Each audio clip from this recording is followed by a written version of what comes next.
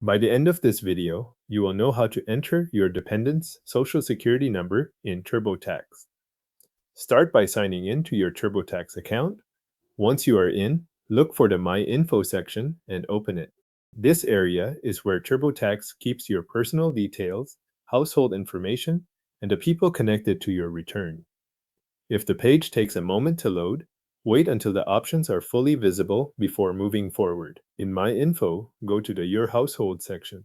Here, you will either add a dependent for the first time or open details for someone who is already listed. If you are entering a new dependent, click Add Another Dependent. If the dependent is already on your return, click Revisit next to that person's name. Both options bring you into the same dependent interview, with one path starting fresh and the other returning to existing information.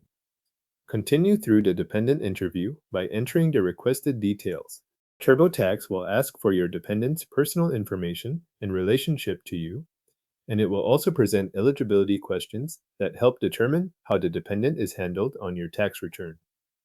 Move through each screen in order and answer each required item as it appears. Keep going until you reach the screen labeled Let's Get This Person's SSN or ITN. When you arrive at that screen, enter your dependent's social security number in the field provided. Type it exactly as it appears on the social security card. Pay close attention to the digits so the number matches the card without any mistakes. This is one of the details that needs to be entered precisely, since an incorrect number can affect how the dependent is recorded on your return. After you enter the number, TurboTax may ask an additional question about the social security card. If that prompt appears, indicate whether the card says not valid for employment. Read the wording on the card carefully and choose the answer that matches it.